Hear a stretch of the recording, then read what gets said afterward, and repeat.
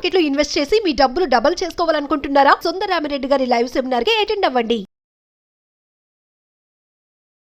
నమస్తే, welcome to Suman TV. ప్రస్తుతం మనతో పాటు రామ్మేటి గారు ఉన్నారు. వీరితో ఈ రోజు మనకి రాజేంద్ర నగర్ లో జరిగిన ఇన్సిడెంట్ గురించి మాట్లాడదాం. హలో రామ్ గారు. హాయ్ అండి. రీసెంట్ గా మనం చూస్తున్న టైంలో one of my friends shared ఏంటంటే, ఒక ఇన్సిడెంట్ వాళ్ళ ఇంట్లో వాళ్ళ రిలేటివ్స్ తో షేర్ చేసుకుంది. ఏంటంటే, మ్యారేజెస్ కి పెళ్లి చూపులు అనేది జరుగుతుంది, 2 ఫ్యామిలీస్ వస్తాయి.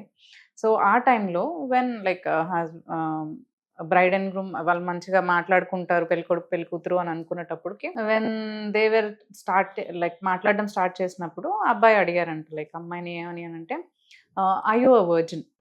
ఈ మాట అసలు మామూలుగా ఈ మాట మాట్లాడాలంటే అప్పట్లో చాలా పెద్ద అదిగా చూసేవాళ్ళు. ఇప్పుడు ఎలాంటి స్టేజ్కి వచ్చేసారు అని అంటే అబ్బాయిలు పెళ్లి చూపుల్లోనే అడిగేస్తున్నారు.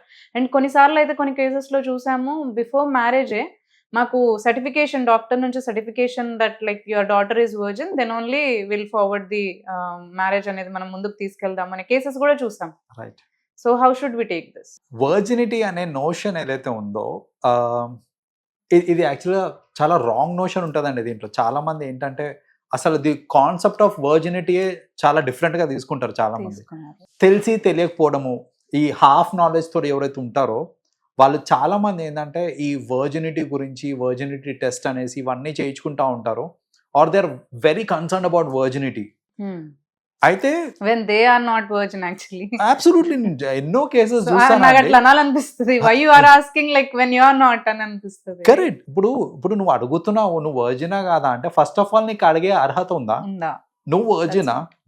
సో అది నువ్వు first you have to understand that, right?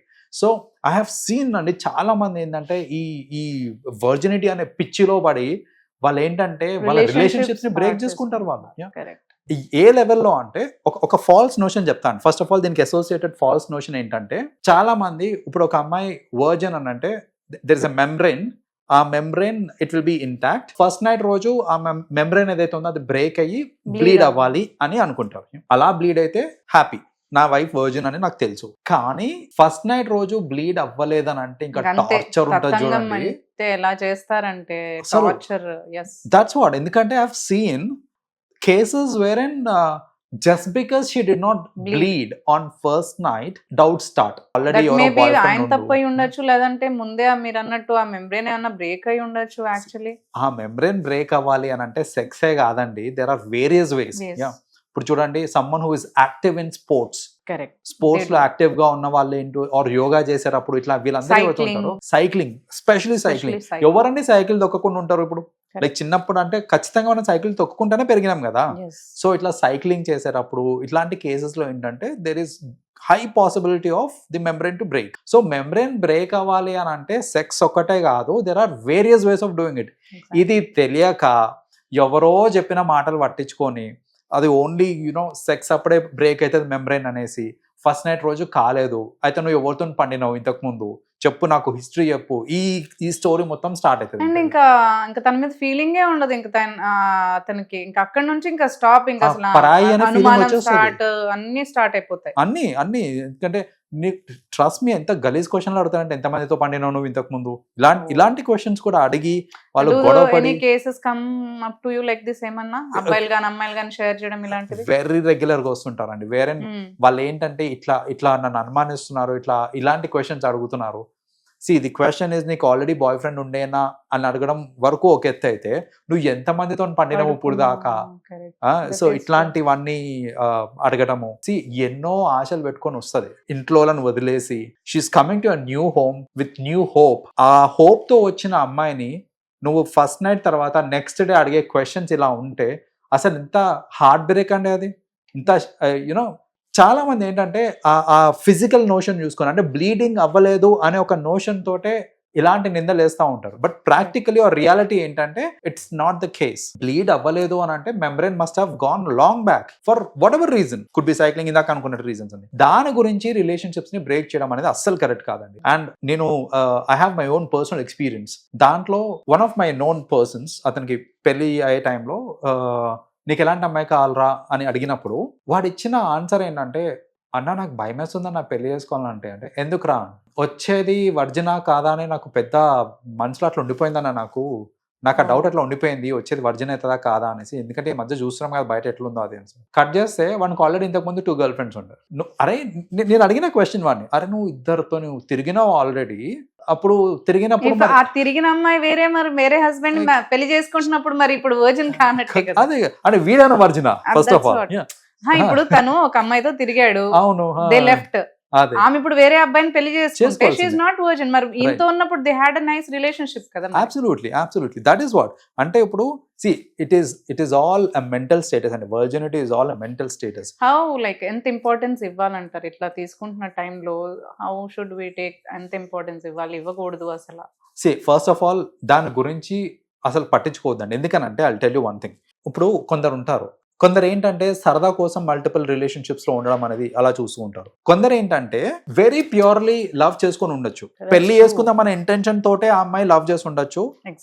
And ఆ లవ్ చేశారు బట్ వర్కౌట్ కాలేదు, for whatever reasons work out కాలేదు. ఈ అమ్మాయి ఇప్పుడు ఇంకొకరిని పెళ్లి చేసుకోవడానికి రెడీ అయింది and she's 100% willing to give her best.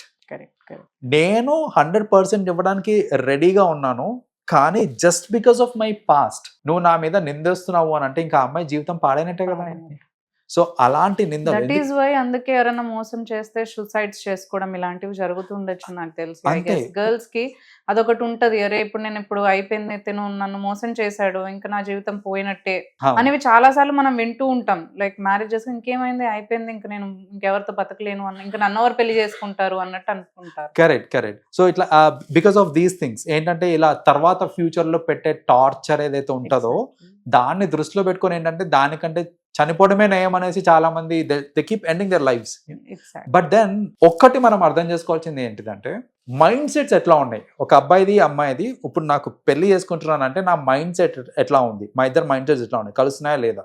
Past పక్కన పెట్టేసేయండి, ఫ్యూచర్ లో మాకు ప్రాబ్లమ్స్ ఏమి రాకుండా ఉంటాయా, మేము కలిసి ఉండగలుగుతామా లేదా, is she willing to give 100% to me or not, నా ఫ్యామిలీకి ఆ అమ్మాయి సూటబులా కాదా, ఇవి చూసుకోండి. ఇవి ఆలోచించి ఫ్యూచర్ గురించి ఆలోచించుకొని మీరు ఒక కమిట్మెంట్ లోకి రాండి. అంతేగాని ఆమె వర్జిన్ అయి ఉంటుందా కాదా, కాకపోతే ఎందుకు అంటే దాన్ని ఒక రాంగ్ నోషన్ లాగా తీసుకొని సో ఇలాంటి నిందలు మోపడము, అనవసరంగా ఉన్న రిలేషన్ ని పాడు చేసుకోవడము, ఇవన్నీ చేసుకుంటే ఎవరండి హ్యాపీగా ఉంటారు లైఫ్ లో, రైట్?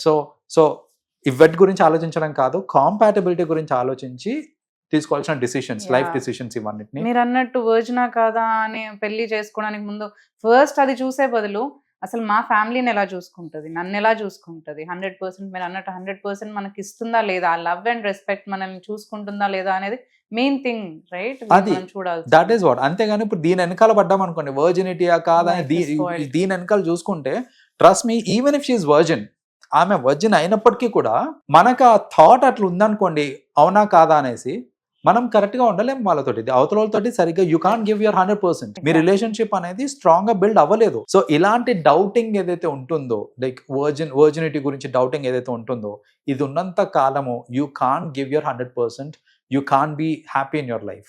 ఆ నోషన్ ని పక్కన పెట్టేసి మిగతా వాటి గురించి మీరు ఫోకస్ చేశారు అని అంటే ఖచ్చితంగా you will build a very good relation with your spouse. Exactly. Thank you అండి, thanks for sharing the information with us. Thank you so much. You welcome అండి.